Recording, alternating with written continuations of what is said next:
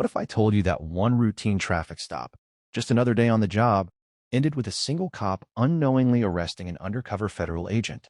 And within 72 hours, his entire department was raided, suspended, and exposed for corruption so deep it shocked the entire nation? Stay with me, because this story doesn't just twist, it detonates.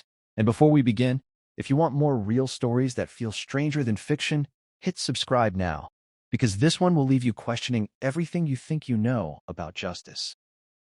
Officer Daniel Reeves had been on the force for 12 years, and in a city like Brookhaven, experience either made you sharp or it made you numb. Daniel liked to believe he was still sharp, the kind of cop who noticed the details others ignored, the kind who trusted instinct over protocol when something felt off.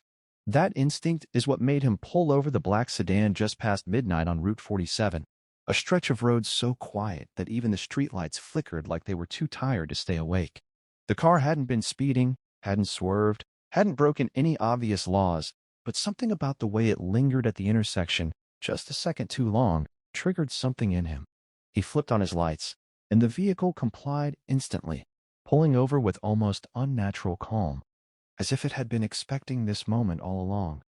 As Daniel stepped out of his cruiser, he felt it, that subtle tension in the air, the kind that couldn't be explained in a report. He approached cautiously, one hand near his holster, tapping the window twice. The driver rolled it down slowly, revealing a man in his early 40s, clean-cut, composed, wearing a plain gray jacket. "License and registration," Daniel said, his voice firm but routine. The man didn't move immediately. Instead, he looked at Daniel, not nervously, not angrily, but with a strange, measured calm.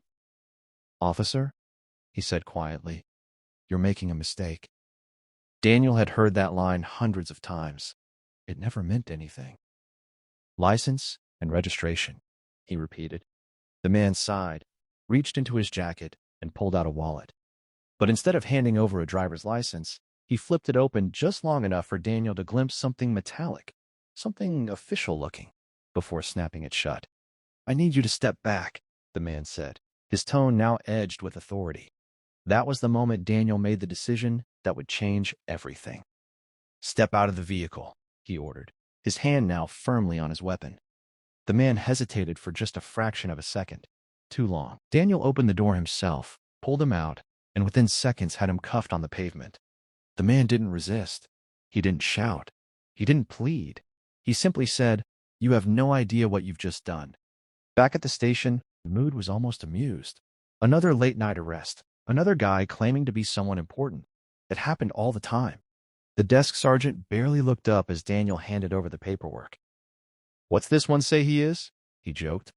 "Didn't say," Daniel replied, though that wasn't entirely true. He just hadn't believed it. They processed the man, logged his belongings, and placed him in holding. It wasn't until 2 hours later, when a black SUV with federal plates rolled into the station parking lot, that things began to unravel. 3 agents walked in, their presence immediately shifting the atmosphere. They weren't loud, weren't aggressive, but they carried an unmistakable authority that silenced the room. "We're here for Agent Marcus Hale," one of them said, placing a badge on the counter.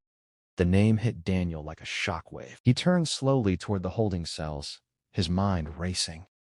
"That's not possible," the sergeant muttered. But it was.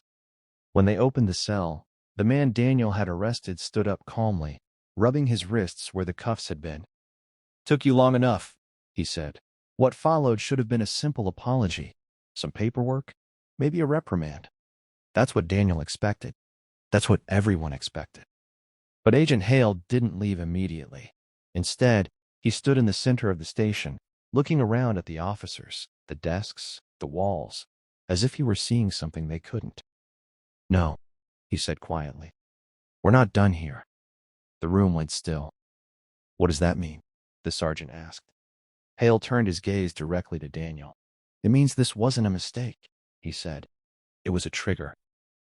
Within 24 hours, internal affairs arrived.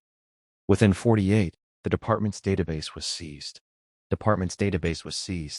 And within 72, federal warrants were issued, not just for evidence, but for people. Daniel watched in disbelief as colleagues he'd worked with for years were escorted out in handcuffs. officers he trusted, officers he admired. The charges were staggering. Evidence tampering, bribery, illegal surveillance, even connections to organized crime. It didn't make sense. It couldn't make sense. But the deeper the investigation went, the worse it got. Files disappeared, then reappeared. Witness statements didn't match records. Entire cases, closed cases, were suddenly under scrutiny. And at the center of it all was Agent Marcus Hale, who revealed that he had been working undercover for over a year, investigating corruption within the very department Daniel served. We couldn't act, Hale explained during a closed-door meeting, until we had confirmation that the system would protect itself, even when it was wrong. Daniel frowned. So you let me arrest you? Hale met his gaze evenly. I needed to know who would follow procedure and who would try to bury it. That's when Daniel realized something chilling. From the moment he made the stop, everything had been part of a larger design. Every report, every interaction, every decision, it had all been observed, recorded, analyzed. You were watching us, Daniel said. Not just watching, Hale replied. Testing. The twist came days later when Daniel was called in for questioning, not as a witness, but as a subject. His heart pounded as they laid out evidence, body cam footage, dispatch logs, even fragments of conversations he didn't remember having. We need to know, an investigator said, why your report doesn't match the audio. Daniel's mind raced. Because I wrote what happened, he insisted. But even as he said it, doubt crept in. Had he? Or had something been altered? That's when Hale stepped into the room again, his expression unreadable. There's something else, he said. Something we didn't expect. The room fell silent.